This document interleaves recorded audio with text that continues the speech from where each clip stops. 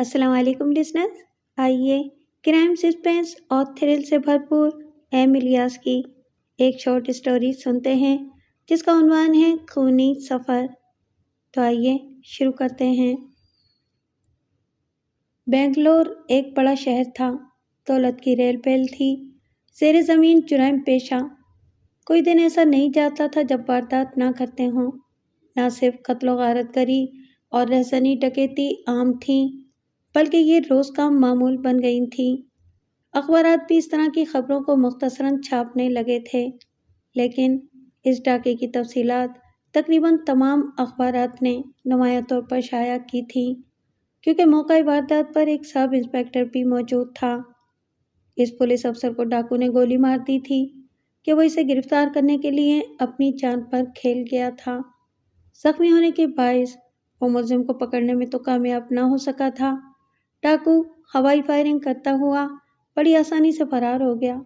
دوسرے دن پولیس افسر زخموں کی تاب نہ لا کے چل بسا تھا۔ یہ پولیس افسر بہت ہی قابل اور مجرموں کو گرفتار کرنے میں بڑی مہارت رکھتا تھا۔ آج تک اسے ناکامی کا سامنا نہیں دیکھنا پڑا تھا۔ چونکہ اس کی موت ایک ڈاکو کے ہاتھ لکھی تھی، اس لیے وہ موت کے منہ میں جانے سے بچ نہ سکا۔ شام کا اخبار، جس میں صرف کرائم کی خبریں شائع ہوتی تھیں، اس نے اس واقعے کے بارے میں سنسنی خیز انکشافات کرتے ہوئے لکھا تھا۔ آج پولیس ہیڈ کوارٹر کے ایک اعلیٰ افسر نے اس واردات کے متعلق پریس کو بتایا کہ پولیس نے کئی عینی گواہوں کے بیانات قلم بند کیے، لیکن ہر گواہ ڈاکو کا حلیہ بتانے سے قاصر رہا۔ البتہ ایک 10-12 سال کی بچی نے ڈاکو کا مکمل حلیہ بتایا، جو اتفاق سے وہاں موجود تھی۔ وہ اپنے باپ کی واپسی کا انتظار کر رہی تھی، جو کسی کام سے کچھ دیر کا کہہ کے گیا ہوا تھا۔ جس وقت ڈاکو ایک بڑی دکان میں گھس کے گاہکوں اور دکان کے مالک کو گن پوائنٹ پر لوٹنے میں مصروف تھا، وہ لڑکی اس دکان کے باہر اپنے باپ کی منتظر تھی۔ اس دکان کا دروازہ صاف و شفاف شیشے کا تھا۔ بچی فٹ پاتھ پر کھڑی تھی اور اسے دکان کا اندرونی حصہ کسی فلم کے منظر کی طرح صاف اور واضح دکھائی دے رہا تھا۔ لڑکی نے یہ واردات شروع سے آخر تک دیکھی تھی۔ جب ڈاکو نے دکان میں گھس کے ریوالور نکال کے دکاندار اور دکان میں موجود گاہکوں کو اس کی زد میں لے کر ڈرا دھمکا کے لوٹنا شروع کیا تھا، اس کی نظریں ڈاکو پر مرکوز تھیں۔ ڈر اور خوف سے اس کی آواز نکل نہ سکی تھی۔ اس نے پولیس کو جو حلیہ بتایا وہ ہر لحاظ سے مکمل تھا۔ پولیس کا خیال ہے کہ یہ لڑکی کی غیر معمولی قوت مشاہدہ کی دلیل ہے۔ پولیس نے بچی کا نام اور پتہ راز میں رکھا ہے۔ موہن نے میز پر اینک رکھتے ہوئے اخبار سیدھا کیا اور اس کے اوراق پلٹ کے کھیلوں کا صفحہ نکالا۔ اسے کرکٹ سے جنون کی حد تک دلچسپی تھی۔ برابر کی کرسی پر اس کی بیٹی حبیب بیٹھی ہوئی تھی۔ وہ انگریزی کامک پڑھ رہی تھی۔ وہ دونوں اس وقت ٹرین برن راون ایکسپریس کی ڈائننگ کار میں بیٹھے ہوئے تھے۔ باپ بیٹی نے رات کا کھانا تھوڑی دیر پہلے ہی کھایا تھا۔ ٹرین کو ایک ہلکا سا جھٹکا لگا اور اس کی رفتار بتدریج کم ہونے لگی۔ حابی نے کھڑکی سے باہر جھانکا۔ پپا، یہ کون سا اسٹیشن ہے؟ موہن نے اخبار میں اسکور پڑھتے پڑھتے نظریں ہٹا کے کھڑکی سے باہر دیکھا۔ سرنگا پٹم، اس نے بیٹی کی طرف دیکھ کے جواب دیا۔ تو گویا ہم ابھی تک کرناٹک کی حدود میں ہی ہیں، بابی نے بے دلی سے کہا۔ پھر وہ کامک پڑھنے میں منہمک ہو گئی۔ موہن دوبارہ اسکور دیکھنے لگا۔ تھوڑی دیر بعد ٹرین ایک اسٹیشن پر رکی۔ بابی نے کامک رسالہ بند کر کے کھڑکی سے باہر جھانکا۔ سڑک پر اس قدر تیز روشنی ہو رہی تھی کہ دن کے اجالے کا گمان ہوتا تھا۔ اس کے صوبے نے بہت ترقی کر لی تھی۔ دونوں طرف اونچی اونچی اور جدید عمارتیں آسمان سے باتیں کرتی دکھائی دیں۔ ان عمارتوں کے نیچے بڑی بڑی دکانیں بڑی خوبصورتی سے سجی ہوئی تھیں۔ سڑک پر ایسی رونق اور چہل پہل تھی، لگتا تھا کہ کوئی تہوار ہو۔ ہم چنائی کب تک پہنچیں گے پپا؟ بابی نے سوال کیا۔ صبح 6 بجے کے قریب، اگر کسی وجہ سے ٹرین نے دیر نہیں کی تو، موہن نے جواب دیا۔ کیا ہم بیدار ہو جائیں گے اگر سوتے رہ گئے تو؟ تمہیں پریشان ہونے کی ضرورت نہیں، کیونکہ اسٹیشن پر گاڑی رکتے ہی کلیوں کی ٹیم اندر گھس آئے گی۔ ان کے شور سے مسافر جاگ جائیں گے اور یوں بھی میں جاگ رہا ہوں گا۔ کیا امی ہمیں لینے اتنے سویرے اسٹیشن آئیں گی؟ کیوں نہیں؟ ہاں، اب تم اپنی کامک بک پڑھو، اسے جلدی سے ختم کر لو کیونکہ سونے کا وقت ہونے والا ہے۔ اگر تم نے اس وقت تک اسے ختم نہیں کیا اور موہن کا جملہ غیر ارادی طور پہ ادھورا رہ گیا۔ اس نے چونک کے بیٹی کا چہرہ غور سے دیکھا کیونکہ کامک بک اس کے ہاتھ سے چھوٹ کے فرش پر گر گئی تھی۔ اس نے اٹھانے کی کوشش نہیں کی تھی۔ اس کی نظریں ڈائننگ ہال کے دروازے پر جم کے رہ گئی تھیں۔ دہشت اس کی خوبصورت سیاہ آنکھوں سے جھانکنے لگی تھی۔ موہن نے اپنی گردن گھما کے فوراً اس سمت دیکھا جدھر بابی دیکھ رہی تھی۔ ایک 30 برس کا نوجوان ڈائننگ کار کے دروازے سے اندر داخل ہو کے کسی خالی نشست کے لیے ادھر ادھر نظریں دوڑا رہا تھا۔ وہ خوش پوشاک تھا۔ پھر موہن نے اپنی بیٹی کی طرف دیکھا اور تشویش بھرے لہجے میں بولا، کیا بات ہے بابی؟ ایسا لگ رہا ہے کہ تمہاری طبیعت ٹھیک نہیں ہے۔ بابی نے اس کی بات کا کوئی جواب نہیں دیا۔ اب بھی اس کی نگاہیں دروازے پر مرکوز تھیں اور اس کی آنکھوں کی دہشت میں کوئی کمی نہیں ہوئی تھی۔ اس کا چہرہ متغیر ہو رہا تھا۔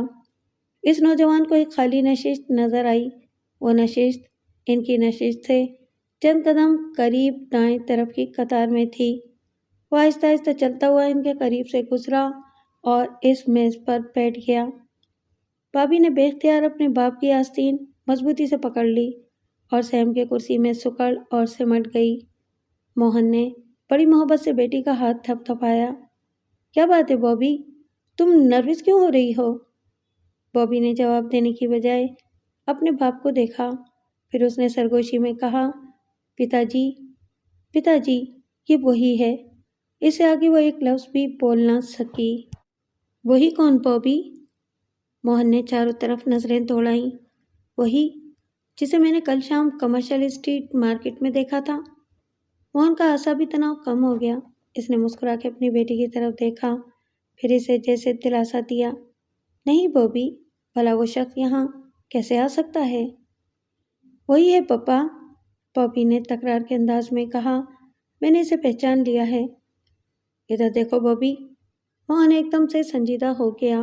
مجھے اس بات کا اندازہ نہیں تھا کہ تم نے اس واقعے کا بہت زیادہ اثر لیا ہے۔ اس میں تمہارا کوئی دوش نہیں ہے۔ تمہاری جگہ کوئی اور ہوتا تو وہ بھی متاثر ہو جاتا، لیکن اس طرح تم بابی کی آنکھیں پھیل کے اور بڑی ہو گئیں۔ پپا، میں کوئی چھوٹی سی بچی نہیں ہوں جو غلطی کروں، دھوکہ کھاؤں اور اسے پہچان ہی نہ سکوں۔ مجھے پورا یقین ہے کہ یہ وہی شخص ہے۔ آپ میری بات کا یقین کیوں نہیں کر رہے؟ اس نے پرجوش لہجے میں کہا، آپ فوراً پولیس سے۔ بابی، موہن کو غصہ آ گیا، کیا تم خاموش نہیں رہ سکتی؟ اسے اپنے لہجے کا احساس ہوا تو اس کا لہجہ نرم پڑ گیا۔ پھر اس نے پیار سے اس کا شانہ تھپ تھپاتے ہوئے کہا، تم بہت تھکی ہوئی ہو، کل رات بھی اچھی طرح نہیں سو سکی تھی۔ میرے خیال میں تمہارا سو جانا بہتر ہوگا۔ سونے کا وقت بھی ہو رہا ہے۔ چلو اپنے کمپارٹمنٹ میں جا کے سو جاؤ۔ بابی کا چہرہ لٹک گیا۔ وہ خاموشی سے فرش کھودنے لگی۔ موہن نے سر گھما کے سامنے کی قطار میں بیٹھے ہوئے نوجوان کو دیکھا۔ وہ ویٹر کو کھانے کا آرڈر دے رہا تھا۔ موہن بغور چند لمحوں اس کا جائزہ لیتا رہا۔ پھر اس نے آہستہ سے نفی میں سر ہلایا اور سوچا کہ اس واقعے نے بابی کے ذہن پر بہت برا اثر ڈالا ہے اور اس کے ذہن پر جو خوف مسلط ہو گیا ہے وہ اپنا رنگ دکھا رہا ہے۔ صورتحال تشویشناک ہے کیونکہ اسے ہر نوجوان ڈاکو لگنے لگا ہے۔ یہ پریشانی کی بات ہوگی۔ آئندہ چند روز تک بابی کی کڑی نگہداشت کرنی یا پھر کسی ماہر نفسیات کو دکھانا ہوگا۔ بابی نے پولیس کو ڈاکو کا جو حلیہ بتایا تھا اس کے مطابق اسی رنگ کے لباس میں وہ ملبوس تھا۔ چہرے پر باریک تراشی ہوئی داڑھی تھی۔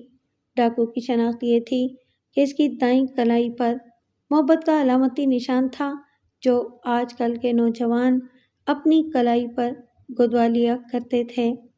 موہن نے اپنی بیٹی کی طرف کنکھیوں سے دیکھا۔ وہ اپنے نچلے لب کو کاٹتی ہوئی اپنے ہاتھ کو گھور رہی تھی۔ موہن نے دوبارہ نوجوان کو دیکھا۔ وہ پتلون کی دائیں جیب سے بٹوا نکال رہا تھا۔ اس نے جیب سے بٹوا نکالنے کے بعد اسے ایک نوٹ نکال کے کلی کی طرف بڑھایا۔ ایسا کرتے ہوئے اس کی قمیض کی آستین اوپر کی طرف کھسک گئی۔ اس کی کلائی بتدریج پرہنا ہو گئی۔ موہن کو اس پر وہی شناختی نشان نظر آیا۔ نیلے پانی کی شکل کا دل بنا ہوا تھا۔ دل میں ایک تیر پیوست تھا۔ تیر کا نوکیلا سرا دل کی دوسری طرف نکلا ہوا تھا۔ نوجوان نے نہ جانے کس خیال کے تحت ایک لمحے کے لیے موہن کی طرف دیکھا۔ اس نے عین اس وقت دیکھا تھا جب وہ اس کی کلائی پر بنے نشان کو دیکھ رہا تھا، اس لیے اب یہ ظاہر کرنا فضول تھا کہ اس نے اس کی کلائی کا نشان نہیں دیکھا۔ موہن نے ڈاکو کی آنکھوں میں آنکھیں ڈال دیں۔ دونوں کی نظریں ملیں۔ چند لمحے گزر گئے، پھر نوجوان نے بوبی کی طرف دیکھا۔ بوبی پر نگاہ پڑتے ہی اس کی آنکھوں کی پتلیاں سکڑنے لگیں۔ موہن کا دل اچھل کے حلق میں آ گیا۔ اس کی نگاہ بوبی کو اپنی گرفت میں لیے ہوئے تھی۔ اس کا چہرہ چغلی کھا رہا تھا کہ وہ کسی گہری سوچ میں ڈوبا ہوا ہے۔ موہن کے سامنے اب ایک ہی راستہ تھا کہ وہ جلد از جلد اپنی بچی کو یہاں سے لے جائے۔ ڈاکو نے جس انداز سے بوبی کو دیکھا تھا، اس سے ثابت ہو گیا تھا کہ بوبی شام کے اخبار میں بوبی کے بارے میں چھپنے والی خبر پڑھ چکا ہے۔ اگر پولیس اسے گرفتار کرنے میں کامیاب ہو جاتی ہے تو اسے بوبی کی گواہی تختہ دار تک پہنچا سکتی ہے۔ ایک پولیس افسر کی ہلاکت سے یہ معاملہ ڈاکے کے علاوہ قتل کی واردات بھی بن گیا تھا۔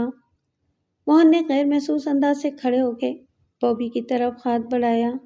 نوجوان بھی آہستہ آہستہ اپنی نشست سے کھڑا ہو گیا تو موہن نے بوبی کا ہاتھ چھوڑ دیا۔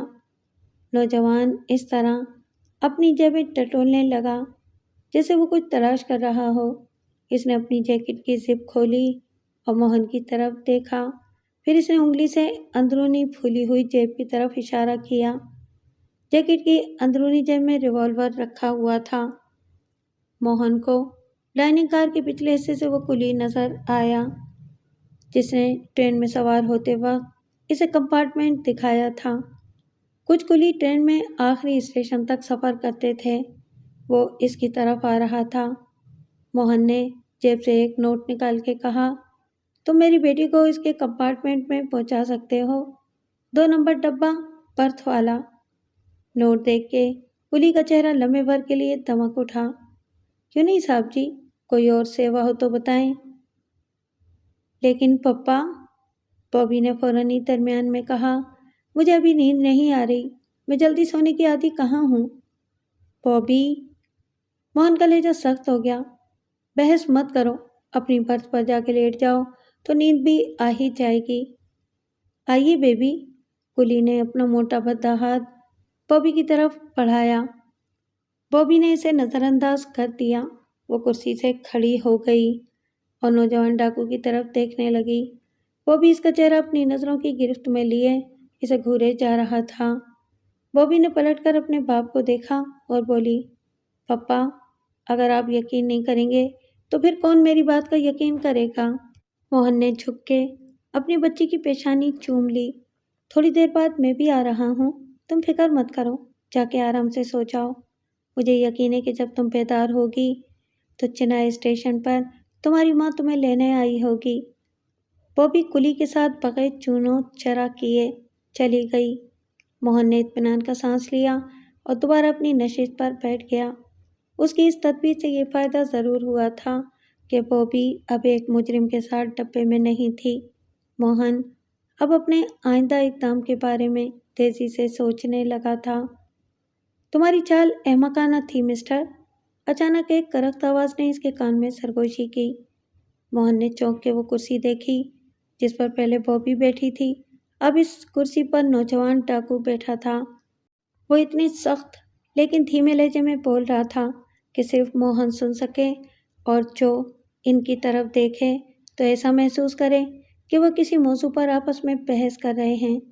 نوجوان دھیرے سے مسکرایا، پھر اس نے قدرے جھک کے فرش پر پڑی ہوئی کامک کی کتاب اٹھائی۔ اس کا جیکٹ کھلا ہوا تھا۔ اس کی جیب سے ریوالور کی نال دکھائی دی۔ ریوالور کی نمائش کے بعد اس نے جیب کو ڈھک دیا۔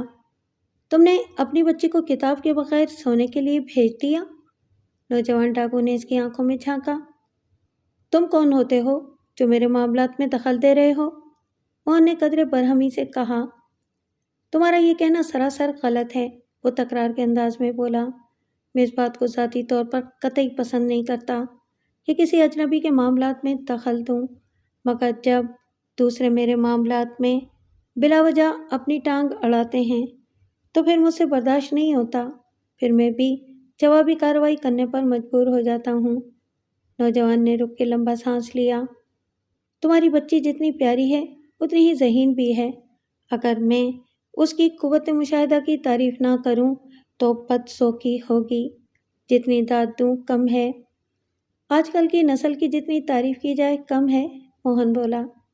آخر تمہیں میری بچی کی ذہانت سے اتنی دلچسپی کیوں ہو رہی ہے؟ یہ بات میری سمجھ سے باہر ہے۔ کیا واقعی میری بات تمہاری سمجھ میں نہیں آئی؟ نوجوان ڈاکو کا لہجہ مذاقہ خیز ہو گیا۔ ہاں، میں سمجھنے سے قاصر ہوں۔ پھر اس نے فریش لیمن جوس کے گلاس کی طرف ہاتھ بڑھایا اور نہ جانے کیا سوچ کر اپنا ارادہ ملتوی کر دیا۔ پھر وہ اپنی نشست سے اٹھنے لگا۔ مجھے ایک ضروری کام یاد آ گیا ہے اور میں… بیٹھ جاؤ مسٹر، نوجوان ڈاکو نے پرسکون انداز میں حکم دیا۔ سنو، تم مجھے… کیا تم نے سنا نہیں کہ میں نے کیا کہا؟ اور ہاں، غور سے میری بات سنو، تمہاری بچی مجھے ایسی نظروں سے گھور رہی تھی جیسے اس نے مجھے پہلے کہیں دیکھا ہو۔ میں شام کا اخبار باقاعدگی سے پڑھتا ہوں۔ شاید یہ ہماری بدقسمتی ہے کہ اتفاقیہ دوران سفر ملاقات ہو گئی۔ میری سمجھ میں نہیں آیا کہ تم کہنا کیا چاہتے ہو؟ موہن کا ذہن تیزی سے سوچنے لگا۔ اس نے اپنے حلق میں کانٹے چبھتے محسوس کیے۔ زیادہ چالاک بننے کی ضرورت نہیں، وہ غرایا۔ یہ ایک ایسی حقیقت ہے جسے جھٹلایا نہیں جا سکتا کہ تمہاری بچی نے مجھے شناخت کرنے میں کوئی غلطی نہیں کی، اس لیے صورتحال تو کافی خطرناک ہو سکتی ہے۔ تم دھمکی دینا بند کرو، تم میرا یہاں کچھ نہیں بگاڑ سکتے۔ موہن نے یہ ظاہر کرنے کی کوشش کی کہ وہ خوفزدہ نہیں ہوا ہے، لیکن اس کی بات بے جان سی ہو گئی تھی۔ بکواس بند کرو، نوجوان ڈاکو نے کہا۔ میرے پاس اب بھی وہ ریوالور موجود ہے جس کی ایک گولی مقتول پولیس افسر کے سینے سے نکلی تھی۔ وہ احمق مجھے میرے کام سے روکنے کی کوشش کر رہا تھا۔ مجھے اس کی کوئی پرواہ نہیں کہ میں نے اسے نرک میں پہنچانے میں دیر نہیں لگائی۔ باقی گولیاں کن کن لوگوں کے سینے سے نکلیں گی میں نہیں جانتا۔ ہو سکتا ہے اب اگر میں مزید 2-4 لوگوں کو نرک میں پہنچا دوں تو میری سزا میں کوئی اضافہ ممکن نہیں، 1 یا 4 سے کوئی فرق نہیں پڑتا۔ موہن نے اس کی سپاک آنکھوں میں جھانک کے دیکھا۔ اس کے چہرے پر جو درندگی تھی، اس سے اسے یقین ہو گیا کہ وہ جھوٹ نہیں بول رہا ہے، محض دھمکانے کے لیے گیدڑ پھپتیاں نہیں دے رہا ہے۔ وہ جو کہہ رہا ہے کر گزرے گا۔ موہن نے اپنی سراسیمگی پر قابو پایا۔ وہ جانتا تھا کہ ڈاکو اور پیشہ ور قاتل جھوٹ نہیں بولتے، اور پھر اس نوجوان کو کسی بات کا ڈر خوف نہیں ہے۔ پھر اس نے کرسی کھینچی اور اسے پیچھے کھسکاتے ہوئے پوچھا، آخر تم چاہتے کیا ہو؟ جو بات ہے کھل کے کہو، بتاؤ۔ غور سے میری بات سنتے جاؤ، اس قاتل نے پہلو بدلتے ہوئے کہا۔ تم نے اپنی لڑکی کو اپنی دانست میں یہاں سے بھیج کے میری آنکھوں میں دھول جھونکنے کی کوشش کی ہے؟ کوا چلا ہنس کی چال اور اپنی چال بھی بھول گیا۔ ایک طرح سے تم نے اپنے پیروں پر کلہاڑی مار لی ہے۔ تم میرے اور اپنی بچی کے درمیان خود کو لے آئے اور تم اس سے زیادہ کچھ کر بھی نہیں سکتے تھے، لیکن میں یہ واضح کر دینا چاہتا ہوں کہ میں یہ کیفیت اپنی مرضی کے مطابق تبدیل کرنے کا ارادہ رکھتا ہوں، اس کے سوا کوئی چارہ نہیں ہے۔ تم میری معصوم بچی کو درمیان میں مت لاؤ، موہن نے چونک کے کہا۔ اس کی ریڑھ کی ہڈی میں جیسے چاقو کی نوک اتر گئی تھی۔ بہتر ہے تم اس معاملے میں دوری رہو، ورنہ میں کچھ کرنے، مگر تم کچھ نہیں کر سکتے۔ اگر تم نے میرے حکم کی تعمیل کی تو میں تمہاری بچی کو تنہا چھوڑ دوں گا۔ اس نے درمیان میں بات کاٹی۔ آخر تم کیا کرنا چاہتے ہو؟ موہن نے عرق آلود پیشانی کو رومال سے صاف کیا۔ اس وقت تم میرے اور اپنی لڑکی کے درمیان دیوار ہو۔ چند لمحوں کے بعد یہ صورتحال تبدیل ہو جائے گی۔ تم نے کلی کو جو کمپارٹمنٹ کا پتہ بتایا تھا وہ میں نے سن لیا ہے۔ تمہاری بیٹی اوپر کی برتھ پر موجود ہوگی اور میں نچلی سیٹ پر بیٹھا ہوں گا۔ پھر تمہارا وجود درمیان سے ہٹ جائے گا۔ موہن کا چہرہ سفید چادر کی طرح ہو گیا۔ اس کے دل کے کسی کونے میں یہ خیال آیا کہ کیوں نہ وہ پھرتی سے اٹھ کے بھاگ جائے۔ اگر وہ مناسب پھرتی اور تیز رفتاری سے کام لینے میں کامیاب ہو گیا تو اتنی دیر میں وہ ریوالور نکالنے سے تو رہا، وہ اس کی نظروں سے اوجھل ہو چکا ہوگا۔ مجھے تمہارے چہرے سے اندازہ ہو رہا ہے کہ تم کیا منصوبہ بنا رہے ہو۔ ڈاکو کی آواز میں پلا کا ٹھہراؤ تھا۔ اگر میں تمہاری جگہ ہوتا تو یقین کرو ایسا خیال ہرگز اپنے قریب پھٹکنے نہ دیتا۔ کیا تمہیں معلوم ہے کہ تمہاری کسی غلط حرکت کا مجھ پر کیا رد عمل ہوگا؟ میں ہر قیمت پر تمہاری بچی کو مارنے کی کوشش کروں گا کیونکہ اس کا وجود میری زندگی کے لیے خطرہ ہے۔ موہن کا جسم بے جان سا ہو گیا۔ وہ پیچ و تاب کھاتے ہوئے بولا، اگر تم نے بوبی کو ہاتھ بھی لگایا، میں ایشور کی سوگند کھاتا ہوں کہ تمہیں کسی کی سوگند کھانے کی ضرورت نہیں ہے۔ پہلے مجھے اپنی بات پوری کرنے دو۔ جیسا کہ میں کہہ رہا تھا کہ میں نیچے کی نشست پر موجود رہوں گا۔ اگلا اسٹیشن ولور ہے۔ میں کھڑکی سے باہر جھانک کے دیکھوں گا۔ اگر وہاں کوئی پولیس کا آدمی نہ ہوا تو تمہاری پریشانی کا خاتمہ ہو جائے گا۔ پھر میں تمہاری بچی کے ساتھ اسٹیشن پر اتر جاؤں گا۔ تم میرا بھروسہ کرو، میں اسے ہاتھ بھی نہیں لگاؤں گا۔ بس ہوٹل کے کمرے میں بند کر کے اپنے راستے پر چلا جاؤں گا۔ اس طرح کسی کو تکلیف یا پریشانی نہیں ہوگی۔ اگر ولور اسٹیشن پر کوئی مجھے پولیس کا سپاہی دکھائی دیا تو تمہاری بچی کے ساتھ میں اسی ڈبے میں رہوں گا۔ میرے پاس جو ریوالور ہے اس کی گولی آسانی سے لکڑی میں سوراخ کر کے دوسری طرف نکل جاتی ہے۔ تمہیں یہ بتانے کی تو ضرورت نہیں کہ لکڑی کے دوسری طرف کون ہوگا۔ کان کھول کے اس لڑکی کے پپا سن لو، میں پولیس والوں کو اچھی طرح پہچانتا ہوں، چاہے وہ سادہ لباس میں کیوں نہ ہوں۔ اگر وہ اپنی کھال پر کتے کی کھال بھی چڑھا لیں اور چاروں ہاتھوں پیروں پر چلنا شروع کر دیں تو بھی میری نظروں سے ہرگز بچ نہیں سکتے۔ یہ کہہ کر وہ نوجوان ڈاکو اچانک کھڑا ہو گیا۔ اس نے چند لمحوں تک موہن کو اوپر سے نیچے تک بڑے غور سے دیکھا اور پھر مسکراتا ہوا لمبے لمبے ڈگ بھرتا ہوا ڈائننگ کار سے نکل گیا۔ موہن نے خوفزدہ نظروں سے چاروں طرف دیکھا۔ دوسری میزوں پر مسافر موجود تھے۔ ان میں سے چند نے نوجوان کو قریب سے گزرتے دیکھا اور پھر اس پر نظر ڈال کے چائے، کافی اور شادی کی طرف متوجہ ہو گئے۔ ٹرین کی ایک بوگی میں 4 پولیس والے وقت گزاری کے لیے تاش کھیل رہے تھے۔ ان میں ایک پولیس انسپکٹر تھا۔ اس وقت چاروں میں سے کوئی بھی تاش کے پتوں کی طرف متوجہ نہیں تھا کیونکہ وہ ایک لڑکی کی طرف دیکھ رہے تھے۔ لڑکی شبخابی کے لباس میں ملبوس ان کے سامنے کھڑی تھی۔ اس کی خوبصورت آنکھوں میں آنسو بھرے ہوئے تھے۔ سنو بیبی، پولیس افسر نے اسے نرم لہجے میں مخاطب کیا، چونکہ تم جاسوسی فلمیں دیکھتی اور کہانیاں پڑھتی ہو اس لیے کوئی ڈراؤنا سپنا دیکھ کر خوفزدہ ہو رہی ہو۔ اب اچھی بچی کی طرح واپس جا کے سو جاؤ پلیز پلیز۔ بابی نے سسکیوں کے درمیان کہا، میں ابھی تک سوئی نہیں ہوں، برتھ پر دراز بھی نہیں ہوئی، پھر کوئی خوفناک سپنا کیسے دیکھ سکتی ہوں؟ انسپکٹر نے اپنے پتے میز پر رکھ دیے اور ایک گہری سانس لیتے ہوئے کھڑا ہو گیا۔ بیبی، تم کس ڈبے سے آئی ہو؟ پھر اس نے بوبی کا بازو تھام لیا۔ بوبی نے ہاتھ سے برابر والے ڈبے کی طرف اشارہ کیا۔ چلو میرے ساتھ، میں تمہیں تمہارے ڈبے تک پہنچا دوں، انسپکٹر نے نرمی اور شفقت سے کہا۔ بوبی نے اس کے ہاتھ کی گرفت سے اپنا بازو چھڑا لیا اور تیزی سے 2 قدم پیچھے ہٹ گئی۔ نہیں نہیں، پلیز سر، آپ میری بات کا یقین کیجئے، میں جھوٹ نہیں بول رہی ہوں۔ اس کے پاس ریوالور ہے، میں جانتی ہوں اس نے کل پولیس والے کو ڈکیتی کے دوران گولی مار دی تھی، میں نے خود اپنی نظروں سے دیکھا تھا۔ اب وہ میرے پتا جی کے ساتھ ڈائننگ کار میں بیٹھا ہوا ہے، چلیے میں آپ کو دکھا دوں۔ ٹھیک ہے سویٹ بیبی، انسپکٹر نے اس کے سر پر پدرانہ شفقت سے ہاتھ پھیرتے ہوئے کہا۔ تم کسی بات کی چنتا نہ کرو، میرے ذہن میں ایک خیال آیا ہے۔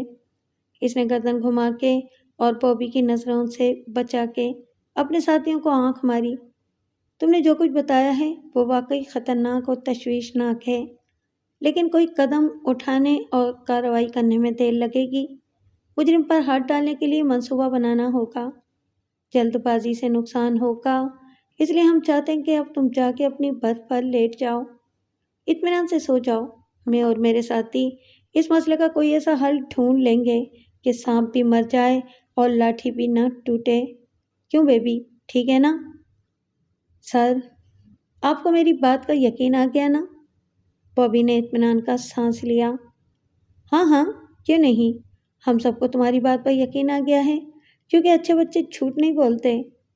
بابی نے تشکر آمیز نظروں سے باری باری ان سب کی طرف دیکھا، پھر وہ آستین سے آنکھوں میں بھرے آنسوؤں کو صاف کرنے لگی۔ اس کے لبوں پر ایک بے جان مسکراہٹ ابھر کے گوشوں میں اتر گئی، پھر وہ چھوٹے چھوٹے قدم اٹھاتی ہوئی باہر نکل گئی۔ انسپکٹر پھر اپنی نشست پر بیٹھ گیا، پھر وہ چاروں تاش کھیلنے لگے۔ انسپکٹر نے پتے اٹھائی ہی تھے کہ ان کا ایک ساتھی چونک کے غور سے دروازے کی طرف دیکھنے لگا۔ کیا بات ہے، کھیل کیوں نہیں رہے؟ انسپکٹر نے اسے دریافت کیا۔ آپ ذرا اپنے پیچھے تو دیکھیں سر۔ انسپکٹر نے سر موڑ کے دروازے کی طرف دیکھا، پھر اپنے پتے میز پر پھینک دیے۔ وہ بھی دروازے پر کھڑی ہوئی تھی، اب اس کی آنکھوں میں آنسو نہیں، خوف اور دہشت جھانک رہی تھی۔ انسپکٹر نے اپنی نشست سے اٹھنے کی کوشش کی، لیکن ان کے کھڑے ہونے سے پیشتر ہی وہ بھی بھاگتی ہوئی اس کے پاس سے گزری۔ ایک بینچ پر ان پولیس افسروں کا سامان اور برساتیاں رکھی ہوئی تھیں، وہ ان کے پیچھے چھپ گئی۔ چاروں پولیس والے حیرت سے بوبی کو دیکھ رہے تھے۔ کیا آپ میں سے کسی نے ایک نارمل لڑکی کو دیکھا ہے؟ دروازے کی طرف سے آتے چرمی جیکٹ پہنے ہوئے نوجوان نے کہا۔ وہ میری بچی ہے، اسے سوتے میں ڈراؤنے سپنے نظر آتے ہیں، مجھے اسے تنہا نہیں چھوڑنا چاہیے تھا۔ پولیس کے تینوں جونیئر افسران نے انسپکٹر کی طرف دیکھا۔ انسپکٹر نے بے پرواہی سے دروازے میں کھڑے ہوئے نوجوان کی طرف پشت کر لی۔ کسی نارمل لڑکی کا بھلا یہاں کیا کام؟ میرا خیال تھا کہ وہ اپنی برتھ پر سو رہی ہوگی، لیکن اب وہاں نہیں ہے، نوجوان نے کہا۔ میں نے سوچا کہ شاید وہ بھٹک کر یہاں آ گئی ہوگی۔ اس کی عمر کیا ہوگی؟ ایک پولیس والے نے دریافت کیا۔ تقریباً 10-12 سال، نوجوان نے جواب دیا۔ نہیں، اس عمر کی کوئی لڑکی یہاں نہیں آئی۔ ہاں، اگر اتفاق سے کوئی تمہیں 18-20 برس کی کوئی جوان اور حسین لڑکی اکیلی نظر آ جائے تو مہربانی کر کے اسے یہاں بھیج دینا، انسپکٹر نے سنجیدگی سے کہا۔ اس کے ساتھی زور زور سے ہنسنے لگے تھے، نوجوان بھی مسکرا دیا تھا۔ ٹھیک ہے، میں آپ کے لیے کسی نوجوان اور حسین لڑکی کا خیال رکھوں گا، وہ شوخی سے بولا۔ آپ لوگ میرا خیال رکھیں، اگر میری بچی نظر آ جائے تو خیال رکھیں، میں ڈائننگ کار میں بیٹھا ہوں۔ کیوں نہیں، انسپکٹر نے سر ہلایا، آپ چنتا نہ کریں۔ نوجوان کے جاتے ہی انسپکٹر نے نیچے سے برساتیاں ہٹائیں، وہ بھی بری طرح کانپ رہی تھی۔ انسپکٹر پر نظر پڑتے ہی سیدھی ہو کر بیٹھ گئی، پھر اس نے دہشت سے ادھر ادھر دیکھا اور کچھ کہنے کے لیے منہ کھولا ہی تھا کہ خوف سے منجمد ہو گئی۔ نوجوان دوبارہ دروازے میں آ کر کھڑا ہو گیا تھا، اس کا ہاتھ جیکٹ میں رینگ رہا تھا جہاں اس کا ریوالور تھا۔ یہ کیا مذاق ہے؟ اس نے بھڑک کے برہمی سے کہا۔ کوئی کھیل ہو رہا ہے کیا؟ انسپکٹر سیدھا ہو گیا اور پھر اس کے چہرے پر ندامت کی سرخی پھیل گئی۔ وہ کھڑے کھڑے پہلو بدلنے لگا۔ تمہاری بچی نے ہمیں یہی بتایا تھا کہ مسٹر، اگر تمہیں آنکھ میں چولی کھیلنی ہے تو کہیں اور جا کے کھیلو، ہمیں پریشان کرنے کی ضرورت نہیں۔ نوجوان ڈاکو کا سیدھا ہاتھ آہستہ آہستہ واپس آنے لگا۔ اس نے ایک گہری سانس لی۔ کاش ایسا ہوتا، اس نے کہا۔ اس کی آواز سے افسردگی نمایاں تھی۔ یہ ایک نفسیاتی اسپتال میں زیر علاج تھی، ابھی 1 ہفتہ پہلے ہی اسے وہاں سے چھٹی ملی ہے۔ پھر وہ بوبی کے قریب ہو گیا۔ آؤ بوبی، چلو اپنے ڈبے میں، سونے کا وقت ہو رہا ہے۔ بوبی دہشت سے بت بنی ہوئی کھڑی تھی، وہ سحرزدہ انداز میں کھڑی ہو گئی۔ ڈاکو نے آگے بڑھ کے اس کا بازو تھام لیا، پھر بڑی احتیاط اور مضبوطی سے ڈبے کی طرف لے جانے لگا کہ کہیں وہ بازو چھڑا کے بھاگ نہ جائے۔ بوبی نے پلٹ کے ایک بار انسپکٹر کی طرف ملتجی نظروں سے دیکھا۔ اس کی آنکھوں سے ڈر اور دہشت کے ساتھ ساتھ बे यकीनी भी जाहिर हो रही थी। जाओ बेबी, इंस्पेक्टर ने बुलंद आवाज में कहा। तुम्हें अपने पिताजी की नाफरमानी नहीं करनी चाहिए। तुम्हारी ऐसी हरकतें किसी दिन तुम्हारे बाप को किसी न किसी मुसीबत में फंसा सकती हैं। आपने ठीक कहा सर, नौजवान डाकू ने पलट के जवाब दिया। मैं सोच रहा हूँ कि इसे दोबारा अस्पताल में दाखिल करा दूँ। इसे मज़ीद इलाज और तवज्जो की ज़रूरत है। बाज़ औक़ात मुझे दूसरों के सामने बेहद खिफ़्फ़त और शर्मिंदगी उठानी पड़ती है, या हर किसी को अपने उल्टे सीधे सपने इस अंदाज से सुनाती है कि वो बेचारे इसकी बातें सच समझ बैठते हैं, फिर मुझसे उल्टे सीधे सवालात करने लगते हैं। मैं तुम्हारी बात को समझ रहा हूँ मिस्टर, इंस्पेक्टर ने हमदर्दाना लहजे में कहा। मेरी भी एक बच्ची है जो तकरीबन इसकी हम उम्र है। मुझे मालूम है कि बसा औकात बच्चे कैसी हरकतें कर गुजरते हैं। नौजवान डाकू ने उदासी से सर हिला दिया, फिर वो बॉबी को लेकर चला गया। मोहन बदस्तूर डाइनिंग कार में बैठा हुआ था। वो बार बार बेचैनी से घड़ी में वक्त देख रहा था। इसका जहन मऊफ हो रहा था। हर रास्ता इसे बंद नजर आया था। इसके जहन में आंधियां सी चल रही थीं। विलोर आने में 10 मिनट से कम वक्त रह गया था। मोहन अभी तक किसी फैसले पर पहुंच नहीं सका था। दफतन डाइनिंग कार का दरवाज़ा खुला और बॉबी अंदर दाखिल हो गई। इसके पीछे पीछे वो मफरूर कातिल भी दाखिल हुआ। बॉबी ने मुजरिम के कहने पर अपना लिबास तब्दील कर लिया था।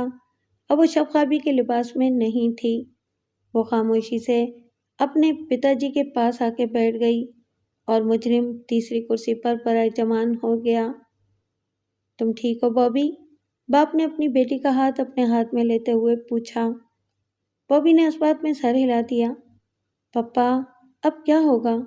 इसने नौजवान डाकू की तरफ उंगली से इशारा किया। पप्पा, इसने मुझे लिबास तब्दील करने के लिए क्यों कहा? जो ये कहे वही करो मेरी बच्ची। मोहन ने नौजवान डाकू की आंखों में तेज नजरों से झांका। ये तुम्हें कुछ नहीं कहेगा। तुम दोनों जरूरत से ज्यादा होशियार हो। नौजवान मुजरिम का लहजा सर्द था। मैं किसी को गसन पहुंचाना नहीं चाहता। उसने बॉबी की आंखों में झांका। न तुम्हें और न तुम्हारे पिताजी को। ट्रेन की रफ्तार आहिस्ता आहिस्ता कम होने लगी। डाइनिंग कार का दरवाज़ा फिर एक दफ़ा खुला और चारों पुलिस के अफसरान अंदर दाखिल हुए। राहदारी की वजह से वो एक कतार में चल रहे थे। इंस्पेक्टर के अलावा तीनों अफसरों ने अपनी अपनी टोपियां हाथों में थामी हुई थीं। इंस्पेक्टर ने अपनी टोपी इस तरह पकड़ी हुई थी जैसे इसे किसी चीज़ के गिर्द लपेटा हुआ हो। इंजन ने ज़ोर से हॉर्न बजाया। ब्रेक लगने से ट्रेन ने एक हल्का सा झटका लिया। रफ्तार और धीमी हो गई। चारों पुलिस वाले संभल संभल के कतार में बढ़ते रहे। इंस्पेक्टर नौजवान डाकू के सामने रुक गया। इसके तीनों साथी भी अपने अपने कदमों पर साकित हो गए। हेलो, इंस्पेक्टर ने बॉबी को देखते हुए कहा। तुम अभी तक जाग रही हो? सोई क्यों नहीं? बॉबी ने जवाब नहीं दिया। वो खामोशी से फर्श खूंदने लगी। नौजवान डाकू ने मुस्कुरा के इंस्पेक्टर की तरफ देखा। हम लोग विलोर स्टेशन पर उतरेंगे, नौजवान डाकू ने कहा। क्या मैं अपने हमसफरों को नारंगी फ्रेश जूस की दावत दे सकता हूँ जो इस स्टेशन का बहुत मशहूर है? बहुत बहुत शुक्रिया दोस्त, इंस्पेक्टर ने खुश मिजाजी से मुस्कुरा के कहा। हम पहले ही एप्पल जूस के 3-3 गिलास पी चुके हैं। इस वक्त हम तुम्हारे पास एक शर्त का फैसला कराने आए हैं। शर्त? कैसी शर्त? नौजवान डाकू ने उलझते हुए कहा। आप लोग मुझसे क्यों फैसला कराना चाहते हैं? मैं कोई वकील तो नहीं हूँ। ट्रेन ने एक झटका लिया। वो रेंगने लगी। तीनों पुलिस वाले झटके की वजह से लड़खड़ाए, लेकिन फिर संभल के मोहन, बॉबी और नौजवान की मेज के गिर्द खड़े हो गए। इनके हाथों पर लटकती हुई बरसातियां मुसाफिरों के दरमियान पर्दा बन गईं। हमारा ख्याल है कि इस ट्रेन में सिर्फ तुम एक ऐसे मुसाफिर हो जो हमारी शर्त का फैसला कर सकता है, इंस्पेक्टर ने कहा। मैं कुछ समझा नहीं सर। इंस्पेक्टर ने हाथ की टोपी नीचे फेंक दी। टोपी के अंदर से इसका चौड़ा चकला हाथ बाहर आया। इसने शीशे की खाली टूटी हुई बोतल थाम रखी थी। इंस्पेक्टर ने इसे मुंह की तरफ से इस तरह पकड़ रखा था कि टूटा हुआ हिस्सा नौजवान की तरफ था। انسپکٹر نے بوتل کا ٹوٹا ہوا حصہ نوجوان کی طرف بڑھایا۔ نوجوان نے تیز نوکیلے کونوں والی بوتل اپنے چہرے کے قریب آتی ہوئی دیکھی تو اس کا چہرہ دھلی چادر کی طرح سفید پڑ گیا۔ اس نے جلدی سے نظر اٹھا کے انسپکٹر کی طرف دیکھا۔ انسپکٹر کا ہاتھ ساکت ہو گیا۔ مجھ سے یہ بوتل گر گئی تھی، انسپکٹر نے سرسری انداز میں کہا۔ پھر ہم آپس میں بحث کرنے لگے اور ہم نے شرط لگائی۔ پھر اس نے اپنے ایک ساتھی کی طرف اشارہ کیا۔ رام ناتھ نے کہا کہ ہاں، میں نے کہا کہ نہیں۔ نوجوان ڈاکو کے چہرے کی سرخی لوٹ آئی۔ اس نے پلک جھپکائے بغیر بوتل کے ٹوٹے ہوئے نوکیلے سرے دیکھے۔ نوجوان ڈاکو نے کہا، ہاں اور نہیں۔ میں سمجھا نہیں کہ یہ کیسی شرط ہے؟ میں نے کہا نہیں، انسپکٹر نے دہرایا۔ میں نے کہا کہ اگر کسی کی جیب میں ریوالور موجود ہو اور اس بوتل کا ٹوٹا ہوا حصہ اس کے چہرے سے چند انچ کے فاصلے پر ہو تو وہ شخص ریوالور جیب سے نکال کے مقابلہ کرنے کی جرات نہیں کرے گا۔ مگر رام ناتھ نے کہا کہ اگر اس کے پاس ریوالور ہو تو اس کے ذہن میں مقابلہ کرنے کا احمقانہ خیال ضرور آئے گا اور وہ اس خیال پر قابو نہیں پا سکے گا۔ انسپکٹر نے بوتل کے نوکیلے سرے نوجوان ڈاکو کے چہرے کے اور قریب کر دیے۔ اب تم کیا کہتے ہو مسٹر؟ جلدی سے اس کا فیصلہ کرو۔ اس شرط کا فیصلہ کر دو۔ میرا خیال ہے کہ یہ صرف ہمت اور جرات کا سوال ہے۔ انسپکٹر نے کہا، اب تم کیا کہتے ہو مسٹر؟ جلدی سے اس کا فیصلہ کرو۔ اس شرط کا فیصلہ کرو۔ میرا خیال ہے کہ یہ صرف ہمت اور جرات کا سوال ہے۔ نوجوان ڈاکو کا نچلا ہونٹ آہستہ سے کانپا۔ اس کا سیدھا ہاتھ جیکٹ کے اندر غیر محسوس انداز سے رینگنے لگا۔ بوتل کے تیز دھار نوکیلے سروں کو حرکت ہوئی اور وہ 1 انچ اور آگے بڑھ آئے۔ نوجوان کا رینگتا ہاتھ رک گیا۔ اس کی پیشانی پر اچانک بے شمار ننھے ننھے قطرے ابھر آئے۔ اس کا ہاتھ نیچے گر گیا، لیکن بوتل کا ٹوٹا ہوا سرا اپنی ہی جگہ جمع رہا۔ موہن نے اپنا بازو بوبی کی گردن میں حمائل کر کے اپنی طرف کھینچا۔ ڈاکو کے دونوں ہاتھ آہستہ آہستہ سرکتے ہوئے کرسی کے ساتھ دائیں بائیں لٹکنے لگے۔ اس کا جسم ڈھیلا پڑ گیا۔ اس کے چہرے پر شکست خوردگی کے آثار نمایاں ہو گئے۔ تم نے جواب نہیں دیا مسٹر، انسپکٹر نے اسے سخت لہجے میں مخاطب کیا۔ ڈاکو نے چونک کے بوتل سے نگاہیں ہٹائیں اور سر اٹھا کے باری باری ان پولیس والوں کو دیکھا۔ اس نے جواب دینے سے پہلے اپنے خشک ہونٹوں پر زبان پھیر کے کہا، سر، میرا خیال ہے کہ آپ شرط جیت جائیں گے۔ میرا خیال ہے کہ وہ شخص بزدل اور کم ہمت ہوگا۔ انسپکٹر چند لمحوں تک نوجوان ڈاکو کا چہرہ گھورتا رہا جو ہلدی کی طرح زرد ہو رہا تھا۔ پھر انسپکٹر نے ہاتھ بڑھا کے اس کی جیب سے ریوالور نکال لیا اور اپنے قریب کھڑے ہوئے سب انسپکٹر کے حوالے کر دیا۔ آدھے گھنٹے بعد ولور اسٹیشن پر پولیس نوجوان ڈاکو کو ہتھکڑیاں پہنا کے ساتھ لے گئی۔ پھر ٹرین چنائی کی طرف سفر کرنے لگی۔ موہن بوبی کو اپنے ڈبے میں لے گیا۔ تھوڑی ہی دیر میں بوبی گہری نیند سو گئی۔ پھر موہن پولیس افسروں کے ڈبے میں آ گیا۔ تاش کا کھیل پورے شباب پر تھا۔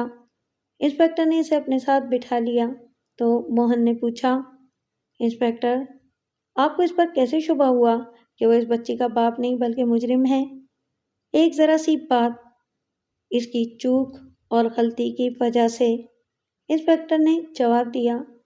جب میں نے اس سے پوچھا کہ بچی کی عمر کیا ہے، اس نے جواب دیا کہ تقریباً 10-12 برس۔ اگر وہ بھی میری بچی ہوتی تو مجھے اس کی صحیح عمر معلوم ہوتی۔ میں تقریباً 10 برس یا 12 برس نہیں کہتا۔ کوئی باپ بچی کی عمر تقریباً نہیں بتاتا۔ اس میں اس کا کوئی قصور نہیں تھا، کیونکہ اخبار میں تقریباً بوبی کی عمر 10-12 برس لکھی نہ ہوتی تو شاید اس سے یہ غلطی نہ ہوتی۔